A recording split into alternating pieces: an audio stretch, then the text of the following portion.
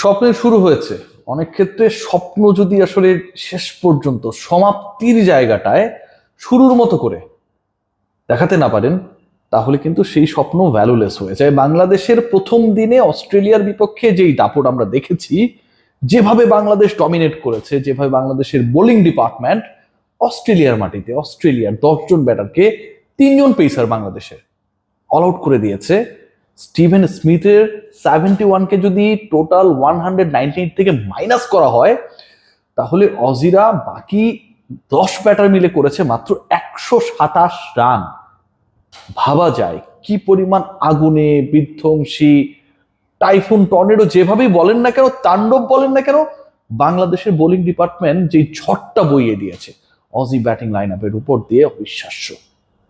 এই টেস্টের খবর পৃথিবীর সবাই রেখেছে, এবং যে আপনারা যারা সোশ্যাল প্ল্যাটফর্মে খোঁজখবর করার চেষ্টা করেছেন, যারা এক্স মানে টুইটার হ্যান্ডেল ফলো করার চেষ্টা করেছেন, বাংলাদেশের প্রশংসা ঝরেছে। কারণ এই টেস্টে ফলো করার কারণটা হচ্ছে বাংলাদেশ দে আর প্লেইং এগেইনস্ট অস্ট্রেলিয়া। অস্ট্রেলিয়ার বিপক্ষে বাংলাদেশ খেলছে, খবরটা তখন পর্যন্ত কেউ রাখতো না যদি না আসলে অস্ট্রেলিয়া ডমিনেট করতো।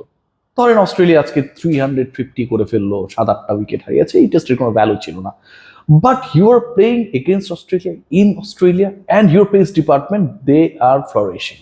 They are taking all those 10 wickets.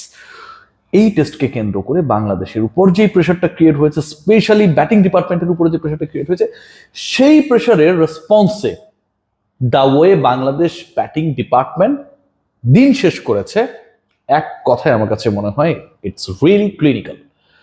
খেয়াল করে দেখবেন যে আজকের ম্যাচে সবার প্রত্যাশা ছিল, একই সাথে জিজ্ঞাসাও ছিল, যে এই ডিপার্টমেন্ট, বাংলাদেশের bowling department without Nahid Rana এমনটা করেছে, এটা খুব বেশি আনএক্সপেক্টেড ছিল না।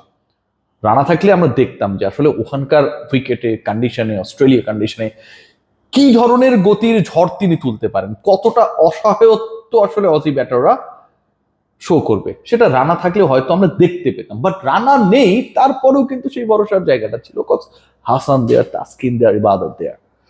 এক্সপেকটেশনসের জায়গা ছিল যে বাংলাদেশের ব্যাটিং ডিপার্টমেন্ট ইন রেসপন্স কি করে, এবং সেই রেসপন্সে মমিনুল হক সৌরভ, তানজিদ হাসান তামিম, সাদমান শুরুতে আউট হয়ে গেছেন, তারপর একটা ওপেনিং পার্টনারশিপ গ্রো করার মতো একটা সিচুয়েশন ক্রিয়েট করে লো স্কোরিং হচ্ছে। প্রথম ইনিংস 198-এ প্যাক অস্ট্রেলিয়া, সেই জায়গাটায় আপনি যদি মোটামুটি ওপেনিং এ 30-40 রানের একটা পার্টনারশিপ করেন, আমার কাছে মনে হয় দ্যাট ইজ ভ্যালুয়েবল। এবং তারপরে যদি আপনি ভালো পার্টনারশিপ গ্রো করতে পারেন সেকেন্ড উইকেটে, দ্যাট ইজ আমার কাছে মনে হয় অনেকটা লাইক প্রেশাস। সেই কাজটা করেছে Mominul Haque Sourav and Tanzid Hasan Tamim. So second ডেতে বাংলাদেশের আসলে কি করতে হবে, বাংলাদেশের একটা কাজই করতে হবে, এবং সেই কাজটা বাংলাদেশ কিভাবে করে ডিপেন্ড করবে। আমি যদি পুরোটাকে একটা প্যাকেজের আওতায় নিয়ে আসি, তাহলে যে কাজটা বাংলাদেশকে করতে হবে, যে ফার্স্ট সেশনে বাংলাদেশকে একদমই কম্প্যাক্ট থাকতে হবে, the way they had finished the first day. Bangladesh যেভাবে প্রথম দিনটা শেষ করেছে, বাংলাদেশ যেভাবে প্রথম দিনের শেষ ঘন্টাটা শেষ করেছে, ঠিক ওইখান থেকে বাংলাদেশকে শুরু করতে হবে। মমিনুল হক সৌরভকে 50 করতে হবে, তানজিদ হাসান তামিমকে ইনিংস বড় করতে হবে। সৌরভের একটা দুঃখ, সৌরভ ছড়াতে পারেন কিন্তু শেষ পর্যন্ত সেটা 80-90 এই টাইপের স্কোর হয়ে 100-এর সুভাষ ছড়াতে পারে না। সো দিস ইজ গানো B another chance for another Bangladeshi cricketer like Hasan Mahmud, that he has taken first time ever 5 wicket haul by any Bangladeshi cricketer, any format against Australia in Australia. সৌরভের জন্য সুযোগটা হচ্ছে অস্ট্রেলিয়ার মাটিতে অস্ট্রেলিয়ার বিপক্ষে সেঞ্চুরি হাঁকানো। তানজিদ তামিমের জন্য সেই সুযোগটা রয়েছে। I do have that belief যে বাংলাদেশের এই দুজন ব্যাটারে যে কোনো একজন যদি দাঁড়িয়ে যায়, যেটা বললাম যে প্রথম দিনের লাস্ট আওয়ারটা যেভাবে বাংলাদেশ খেলেছে, আগামীকালের প্রথম সেশন স্পেশালি ওই যে বললাম হলিস্টিক্যালি যদি আমি একটা প্যাকেজ বলি, তাহলে আপনি যদি মানে ছোট ছোট করে ভাগ করেন ওই প্যাকেজটাকে, ইম্পর্টেন্ট হচ্ছে, ভেরি ইম্পর্টেন্ট হচ্ছে ফার্স্ট আওয়ার, প্রথম ঘন্টার অ্যারাউন্ড 13 to 15 ওভার্স যদি বাংলাদেশ সার্ভাইভ করে যায়, অথবা বাংলাদেশ যদি ওই সময়টায় 50 থেকে 60 রান অ্যাড করতে পারে। আমি কেন এত রানের কথা বলছি সেই এক্সপ্লেনেশন আসছি।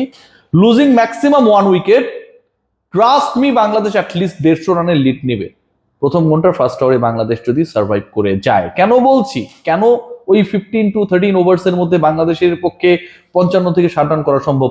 If you look at today's innings, Bangladesh 96 runs add করেছে, রাইট?